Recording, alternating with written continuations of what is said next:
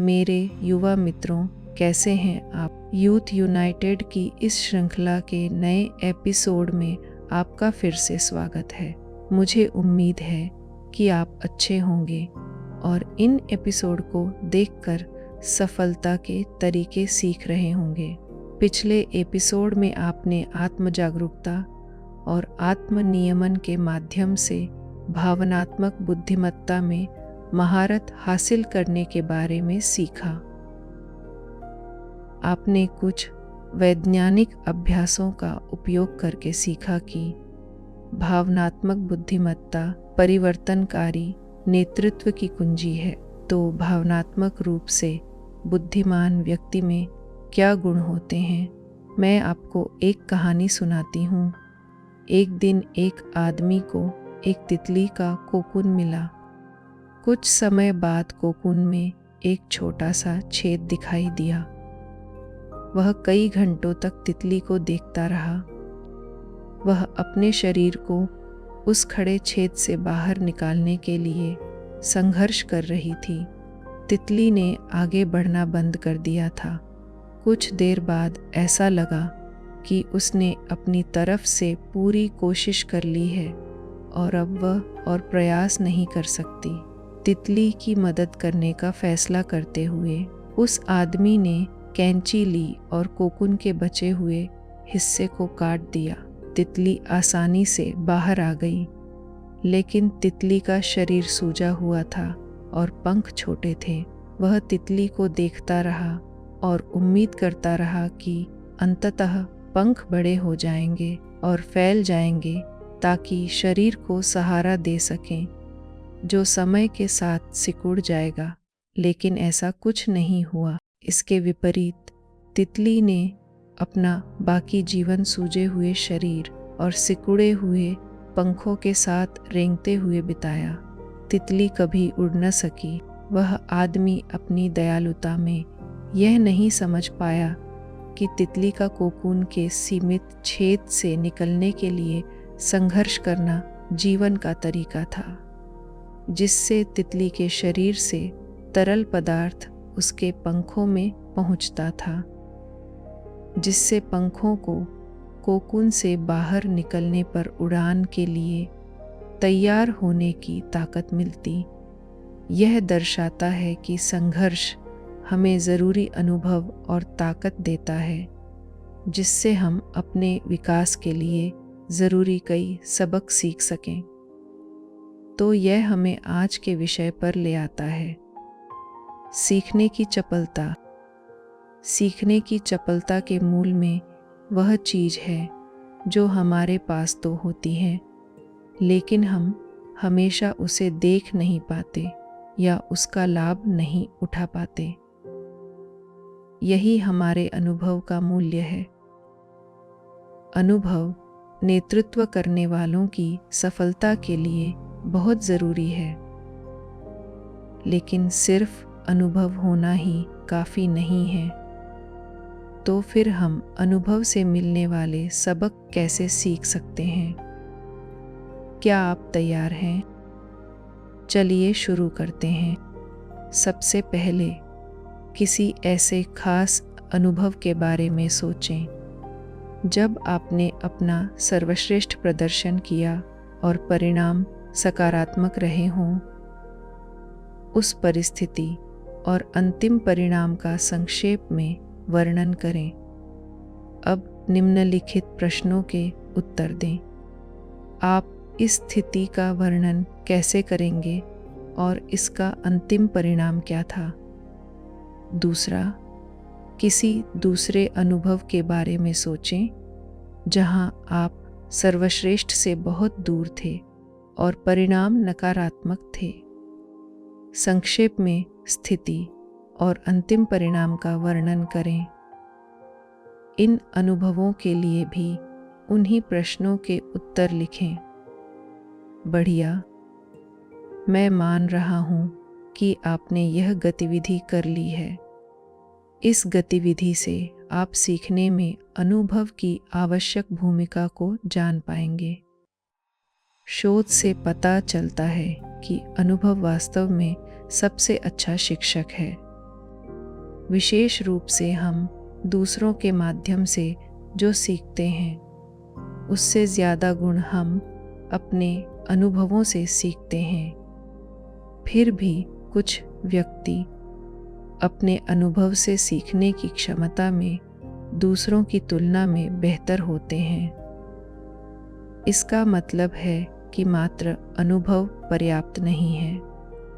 तो क्या है जो एक ही अनुभव से गुजरने वाले दो व्यक्तियों में से एक व्यक्ति को उदाहरण से सीखने वाला बनाता है जबकि दूसरे को नहीं? इसके बारे में सोचें और नीचे टिप्पणी अनुभाग में अपने विचार साझा करें। चपलता सीखने का मतलब सिर्फ सीखना नहीं है, बल्कि नई परिस्थितियों में सीखने का तरीका सीखना है। यह किसी भी इंसान में स्थिर नहीं है। यह एक ऐसी क्षमता है जिसे समय के साथ बढ़ाया जा सकता है। आपको सिर्फ IQ और EQ पर ही नहीं, LQ पर भी ध्यान केंद्रित करने की ज़रूरत है। अब समय आ गया है कि आप लर्निंग एजिलिटी चैलेंज को स्वीकार करें। आइए अब हम सीखने में चपलता पर गहराई से मनन करते हुए 3 सवालों पर विचार करें। पहला सवाल यह है कि हम सीखने में चपलता लर्निंग एजिलिटी को कैसे अपनाएं। प्रसिद्ध लेखिका जॉयस मेयर ने बताया कि हम चलते फिरते अवधारणाओं को समझना जारी रखते हैं, लेकिन सीखने की चपलता जिज्ञासा से पैदा होती है। जिज्ञासा के साथ ही हमने अब तक जो सीखा है उसमें सुधार करते रहना अधिक सीखने की कुंजी है। कि हो सकता है कि आपकी IQ ने आपको यहाँ तक पहुँचाने के लिए जादू का काम किया हो, लेकिन अब समय आ गया है कि आप जहाँ आप पहुँचना चाहते हैं वहाँ पहुँचने के लिए अपनी EQ को बढ़ाएं। सीखने की चपलता का अभ्यास करने के पीछे के रहस्य का एक ठोस आधार है। यहाँ रॉक का मतलब है चिंतन, अन्य लोग, कक्षा और ज्ञान। चिंतन हर समय का सबसे बड़ा शिक्षक है। अनुभवों पर चिंतन करें। आप इसे खुद या किसी पेशेवर कोच के साथ अभ्यास कर सकते हैं। इस बात पर विचार करें कि क्या अच्छा हुआ। अलग अलग स्थितियों में उस रवैये और व्यवहार को कैसे दोहराया जा सकता है। इस बात पर भी विचार करें कि क्या बेहतर किया जा सकता था। मासिक, साप्ताहिक या दैनिक चिंतन कार्यक्रम भी बहुत बढ़िया है। यहाँ तक कि डायरी लिखने की आदत भी आपको चिंतन में मदद कर सकती है। अन्य आप जैसी संगति रखते हैं, आप वैसे ही हो जाते हैं, इसलिए अच्छी संगति रखें। अपने आसपास के लोगों, खुद से और जीवन के विभिन्न क्षेत्रों में मिलने वाले लोगों से प्रेरणा लें। उनकी असफलताओं और सफलताओं से सीखें। सार्थक बातचीत करके और अवलोकन करके सीखें। कक्षा कोई नया कौशल या कोई नई कला शैली सीखने के लिए भौतिक या ऑनलाइन कक्षा में शामिल हों। मैं दृढ़ता से अनुशंसा करता हूँ कि आप पेशेवर और व्यक्तिगत रूप से बढ़ने में मदद करने के लिए नए कौशल के लिए खुले रहें।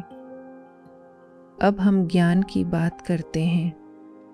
किताबों से प्राप्त ज्ञान आपकी आत्मा के लिए सबसे बड़ा आहार है। किताबें पढ़ें। खुद को पढ़ने के लिए रोजाना 20 मिनट दें।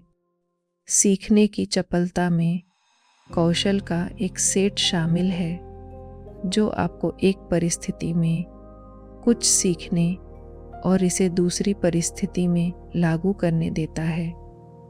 अब तक आपने जो सीखा है उसका अनुप्रयोग तब बेहतर होता है जब आप उन सीखों को दूसरों के साथ साझा करते हैं।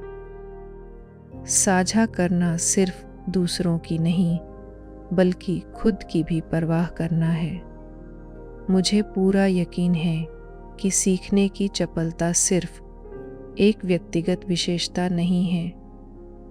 किशोरों को सफल होने के लिए इस विशेषता का प्रदर्शन करना चाहिए। अब हम दूसरे प्रश्न पर चलते हैं। सीखने की चपलता को बढ़ाने के लिए मुख्य तत्व क्या हैं? सीखने की चपलता को बढ़ाने के लिए आवश्यक गुण सीखे जा सकते हैं। पहला गुण है विकास की मानसिकता।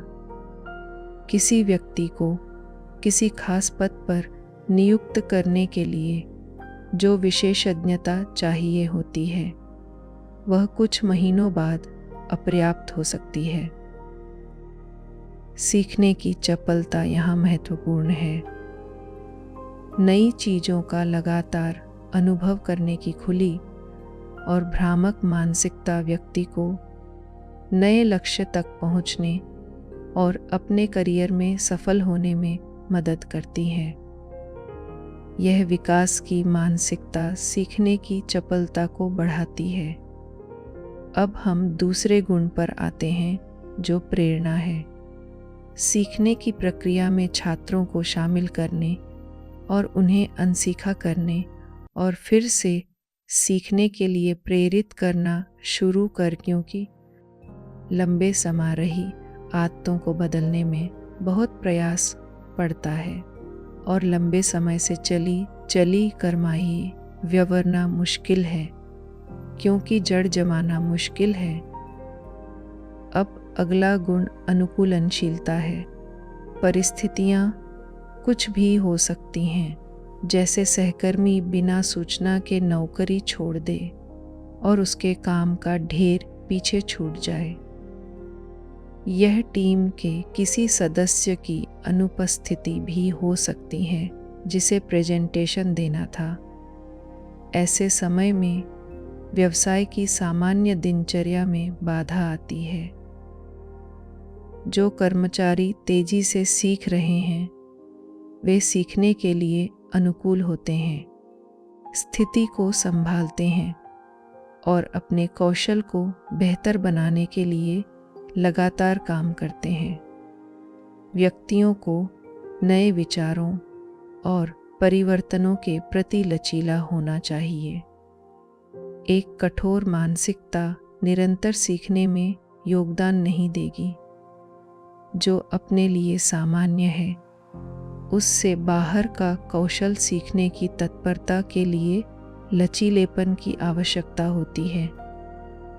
जब कोई नई परिस्थिति सामने आती है तो कर्मचारियों को अपनी उन आदतों, दिनचर्या और प्रक्रियाओं में बदलाव करने में सक्षम होना चाहिए जिनका वे लंबे समय से पालन कर रहे हैं। अब हम तीसरे सवाल पर आते हैं जो बहुत महत्वपूर्ण है।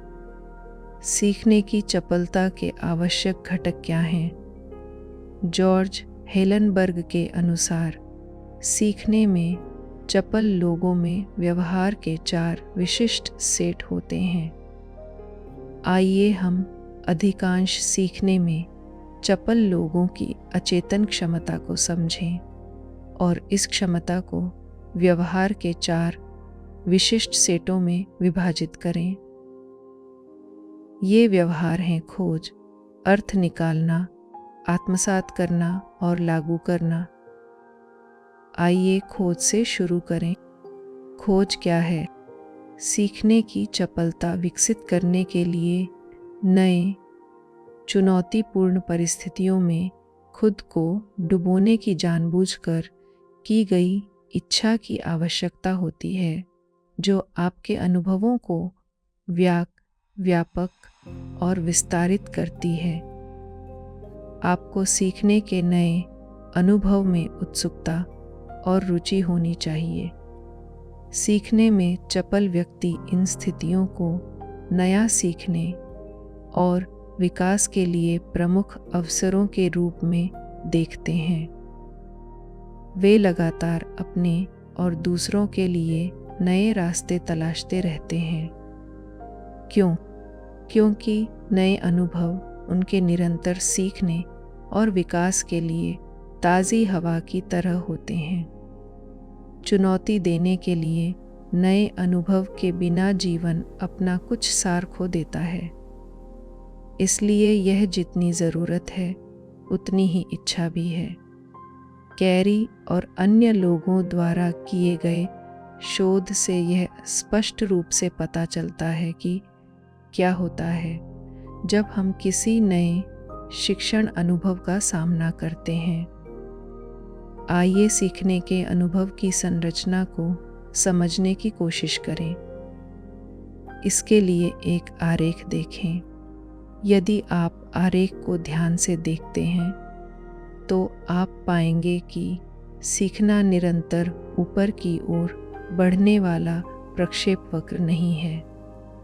जैसे जैसे हम पिछले अनुभवों से सीखते हैं, हम धीरे धीरे गति और आराम के क्षेत्र के स्थिर स्तर पर पहुंचते हैं। नए सीखने के अवसर हमें ऊपर की ओर आरामदायक क्षेत्र में ले जाते हैं। जब हम इस नई स्थिति में सफलता के लिए आवश्यक कौशल सीखने और लागू करने के लिए संघर्ष करते हैं, तो प्रदर्शन बदल जाता है और वास्तव में घट जाता है। लेकिन यह कमी केवल अस्थायी है। जैसे जैसे हम कौशल हासिल करते हैं और कुछ जीत हासिल करते हैं और आत्मविश्वास हासिल करते हैं, जो इसमें मदद करता है, प्रदर्शन और विकास का स्तर पहले से अधिक हो जाता है, जब तक कि धीरे धीरे एक नई स्थिर अवस्था नहीं उभरती। आइए एक और आंकड़ा देखें। नए सीखने के अवसरों से बचने से एक अलग, बहुत कम प्रभावशाली पैटर्न प्राप्त होता है। यदि हम नए सीखने के अवसर पर अपने आराम क्षेत्र में बने रहने और अनुभव से बचने का विकल्प चुनने की प्रतिक्रिया करते हैं, तो हम अवसर और चुनौती के खिलाफ जाने के कारण होने वाली असहजता से चूक जाते हैं, लेकिन विकास और प्रदर्शन में इससे होने वाली बेहतरी से भी चूक जाते हैं। अंतिम परिणाम यह है कि हम लगभग वैसे ही रह जाते हैं जैसे हम अवसर और चुनौती का सामना करने से पहले थे। सीखने में तेज व्यक्ति लगातार सीखने के अवसरों की तलाश करने और उन्हें अपनाने में लाभ देखते हैं, जो उन्हें सीखने और विकास के उच्चतर स्तरों तक ले जाएगा। वे लगातार रुचि और जिज्ञासा के साथ सीखने के अवसरों की तलाश में रहते हैं। सीखने की चपलता का दूसरा घटक अर्थ की समझ है। अर्थ की समझ क्या है? याद रखें, यहाँ उद्देश्य सीखना है। परंपरागत रूप से पुस्तकों से सीखना नहीं, बल्कि वास्तविक जीवन के अनुभवों से सीखना। अनुभव से सीखना एक अत्यधिक सक्रिय और निरंतर चलने वाली प्रक्रिया है, जो जिज्ञासा और प्रयोग करने की इच्छा से चिन्हित है। क्यों, कैसे और क्यों नहीं पूछना सीखने को बढ़ावा देने वाली अंतर्दृष्टि और परिप्रेक्ष्य प्राप्त करने के लिए आवश्यक है। यह नई स्थितियों को तेज़ी से समझने और कार्रवाई की योजना बनाने के लिए व्यवहार को अनुकूलित करने की क्षमता को संदर्भित करता है। सीखने में तेज व्यक्ति बड़ी मात्रा में जानकारी को शीघ्रता से ग्रहण कर सकता है और निर्णय ले सकता है कि सबसे महत्वपूर्ण क्या है तथा अपने सामने आने वाली नई चुनौतियों को समझने के लिए बहुत सक्रिय दृष्टिकोण अपना सकता है। वे कई तकनीकों का उपयोग करते हैं, अलग अलग इंद्रियों का उपयोग करते हैं और यहाँ तक कि अपने अनुभवों से अर्थ प्राप्त करने के लिए अपनी भावनाओं और अंतर्ज्ञान का भी उपयोग करते हैं। इसलिए बचपन में सीखने के आश्चर्य और प्रयोग को सामने लाने के लिए सही वयस्क मानसिकता की आवश्यकता होती है। सीखने की चपलता का तीसरा घटक आंतरीकरण है। आंतरीकरण क्या है? सीखना अनुभव के साथ समाप्त नहीं होता है। अनुभव की तलाश, प्रतिक्रिया और चिंतन के लिए समय निकालना अंतर्दृष्टि को गहरा करने और याद करने और उपयोग करने के उद्देश्य से महत्वपूर्ण सबक को अंतर्निहित करने के लिए महत्वपूर्ण है। वे आत्म जागरूकता को भी मजबूत करते हैं, जो भविष्य की चुनौतियों से यथार्थवादी तरीके से निपटने और नई सीख के लिए खुले रहने के लिए आवश्यक है। कुछ अनुभव दूसरों की तुलना में अधिक सबक देंगे। कुछ अनुभवों से सीखना अक्सर दूसरों की तुलना में ज़्यादा चुनौतीपूर्ण होता है, इसलिए नहीं कि उनसे सबक नहीं लिया जा सकता, बल्कि इसलिए कि उनसे नकारात्मक भावनाएं जुड़ी होती हैं। इन्हें सामूहिक रूप से कठिनाई के अनुभवों के रूप में संदर्भित किया जाता है, जैसे गलतियां, संकट और करियर की असफलताएं। कठिनाई में सीख सफलता की कमी से आती है। अनुभव से सीखे गए कई सबक बाहरी प्रकृति के होते हैं, जबकि कठिनाई के सबक अक्सर आंतरिक होते हैं। ऐसे आंतरिक भावनात्मक अनुभवों में मैंने अपने बारे में क्या सीखा? जब हम सीखने के अनुभव को उच्चतम स्तर पर आंतरिक बनाते हैं, तो हमें स्वयं के बारे में ज्ञान प्राप्त होता है।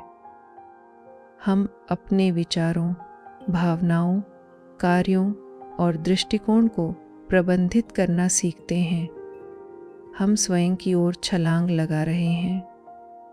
जैसा कि पीटर ड्रकर कहते हैं, प्रभावी कार्रवाई के बाद शांत चिंतन करें। शांत चिंतन से कार्रवाई और भी अधिक प्रभावी होगी। अब सीखने की चपलता का चौथा घटक है लागू करना। लागू करना क्या है? जब तक किसी सीख को लागू नहीं किया जाता, तब तक उसे सही मायने में नहीं सीखा जा सकता। सीखने में चपल व्यक्ति अनुकूली शिक्षण में उत्कृष्टता प्राप्त करते हैं। पिछले अनुभवों से सिद्धांतों और नियमों तक पहुंचते हैं और उन्हें नई और चुनौतीपूर्ण स्थितियों से निपटने के लिए लागू करते हैं। छठी बात, अन्य परिस्थितियों में जो कार्य सफल रहा है, उसकी समझ के आधार पर नई परिस्थितियों को अपनाना सीखने में चपल व्यक्तियों की विशेषता है। आज के एपिसोड में हमने सीखने की चपलता पर जो सीखा, उसका सारांश यह है कि सीखने की चपलता व्यक्ति के सभी अनुभवों का परिणाम है। अनुभव सबसे अच्छा शिक्षक है, खासकर चुनौतीपूर्ण अनुभव जो कठिन परिस्थितियों में होते हैं। सीखने की चपलता का अभ्यास करने के पीछे के रहस्य का एक ठोस आधार है। अनुभवों पर चिंतन करें, दूसरों से प्रेरणा लें, नई चीज़ें सीखने और किताबों से ज्ञान प्राप्त करने के लिए कक्षा या सही माहौल में जाएं और साझा करें। सीखने की चपलता को बढ़ाने के लक्षण विकास, मानसिकता, प्रेरणा, अनुकूलनशीलता और लचीलापन है। अधिकांश सीखने में चपल लोगों की प्रमुख प्रेरणा व्यवहार के 4 विशिष्ट सेट में आती हैं: खोजना, अर्थ निकालना, आंतरिक बनाना और लागू करना। कोई व्यक्ति ध्यान क्यों करना चाहेगा? सीखने में तेज व्यक्ति ऐसे अनुभव चाहते हैं जो आत्म जागरूकता और सीखने की क्षमता को बढ़ाएं। हर ध्यान आपको नए अनुभव और भावनाएं देता है। यह आत्म जागरूकता और सीखने की चपलता को बढ़ावा देता है, यानी सीखने की क्षमता को बढ़ाता है। ध्यान के अनुभव को संपूर्ण बनाने के लिए आध्यात्मिकता का AEIOU का अभ्यास एक उपयोगी साधन है। AEIOU का नियमित अभ्यास आपको ध्यान के बाद बेहतर सीखने का अनुभव देता है। आइए आध्यात्मिकता के AEIOU के बारे में दाजी का एक वीडियो देखें। आंतरिक स्थिति क्या है? यह किसी भी समय हमारे अस्तित्व की आंतरिक स्थिति है और यह गतिशील है। यह हमारे विचारों, हमारी भावनाओं और जिस वातावरण में हम चलते हैं उसके आधार पर मौसम की तरह बदल सकती है।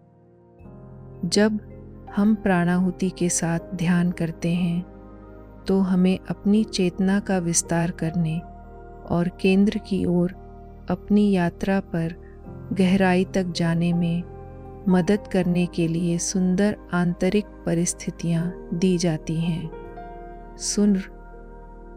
यहाँ दाजी बताते हैं कि हम उन उपहारों को सबसे प्रभावी ढंग से कैसे विकसित और एकीकृत कर सकते हैं। इन 5 स्वरों AEIOU को याद रखें। A का अर्थ है अवस्था को प्राप्त करना। E का अर्थ है अवस्था को सजीव करना। I का अर्थ है अवस्था को आत्मसात करना। O का अर्थ है उसके साथ एक हो जाना। U का मतलब है मिलना। अब आप इसे कैसे हासिल करेंगे? ध्यान करें और किसी भी तरह का ध्यान नहीं, अथाह प्रेम के साथ ध्यान करें, जैसे कि यह आपका आखिरी ध्यान हो। यह प्रियतम से अंतिम मिलन है। हर ध्यान में अपना पूरा प्रयास ऐसे लगाए जैसे यह आपका अंतिम ध्यान हो। आत्मज्ञान की वास्तविक अवस्था तब आती है जब हम सजीवता की स्थिति के प्रति पूर्ण चेतना में आ जाते हैं और उसके प्रभाव को आत्मसात कर उसमें लीन हो जाते हैं। बाबूजी पूरी खुराक नहीं देते। हमारे गुरु, वे पूरी चीज की पूरी खुराक नहीं देते। वे स्थिति का बीज रूप, सूक्ष्म पहलू देते हैं जिसे हम झलक कहते हैं। इस स्थिति को पोषित करना हमारा काम है।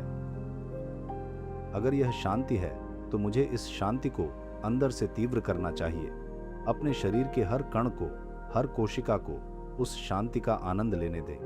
फिर उस भौतिक शांति की अनुभूति को बाह्य स्तर पर, प्रत्येक कोशिका के स्तर पर सुनिश्चित करें। इसे आत्मसात करें। इसे अपने सूक्ष्म स्तरों पर अंदर की ओर खींचे जाने दें और फिर उसके साथ एक होने की कोशिश करें। अब आपकी सारी ऊर्जा सिर्फ इसी दिशा में जाती है। यह गहन शांति जो मैंने आत्मसात की है वह मेरा हिस्सा बन जाती है या बनी रहती है। मैं इसके साथ एक हो जाता हूं। अद्भुत। तो अब आपने AEIOU का अभ्यास सीख लिया है। आप सक्रिय रूप से ध्यान की अवधि के बाद अपनी ध्यान अवस्था को बढ़ाने के लिए हर ध्यान के बाद इस हार्टफुलनेस तकनीक को लागू कर सकते हैं।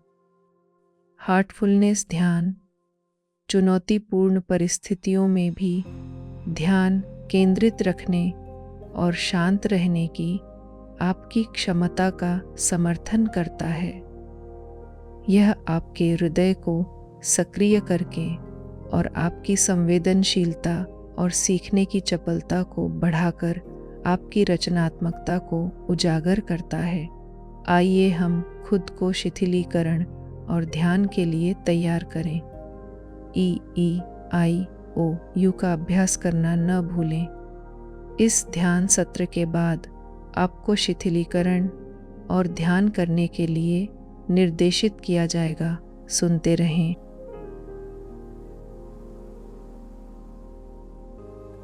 आराम से बैठ जाएं और बहुत धीरे से अपनी आंखें बंद करें, हल्के से।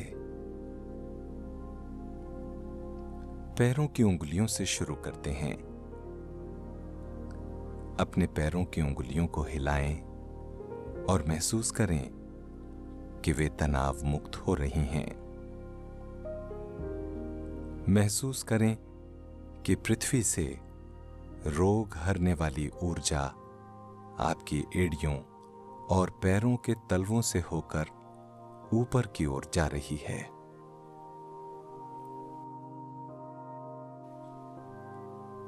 फिर घुटनों तक जाते हुए आपके पैरों के निचले हिस्से को आराम पहुंचा रही है।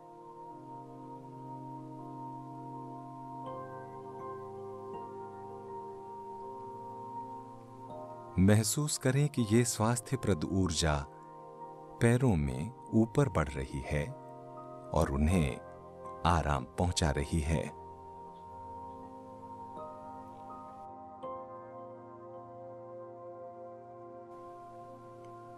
अब अपनी जांघों को यानी थाइज को रिलैक्स करें, ढीला छोड़ दें। फिर अपने कूल्हे, पेट और कमर को एकदम ढीला छोड़ दें।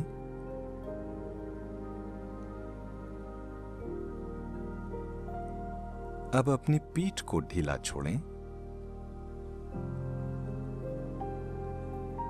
ऊपर से नीचे तक अब आपकी पूरी पीठ आराम का अनुभव कर रही है।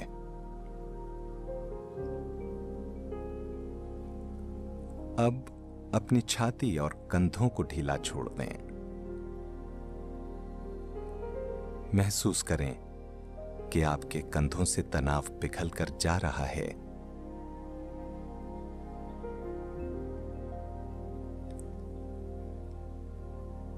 अपनी बाहों के ऊपरी भाग को ढीला छोड़ दें। फिर कोहनियों और हाथों की सारी मांसपेशियों को ढीला छोड़ें, उंगलियों के पोरों तक।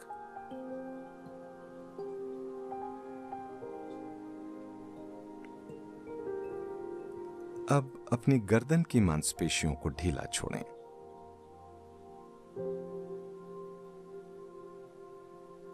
अपना ध्यान अपने चेहरे की ओर लेकर आएं।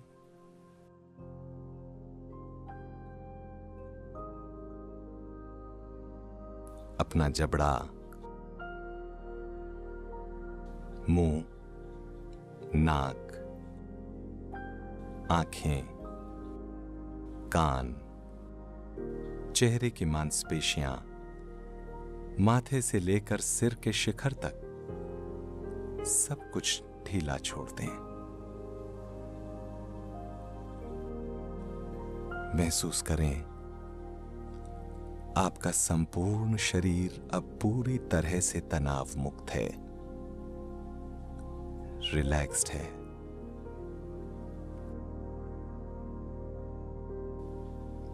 सिर से लेकर पैर तक अपने पूरे शरीर को फिर से जांचें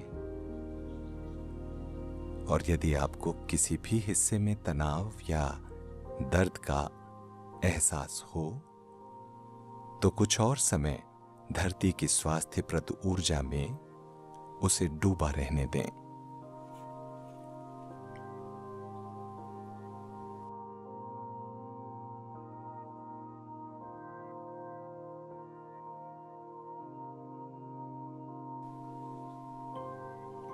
जब आप तैयार हों तो अपना ध्यान अपने हृदय की ओर ले जाएं। कुछ देर के लिए वहां बने रहें। हृदय के प्रेम और प्रकाश में स्वयं को सराबोर महसूस करें।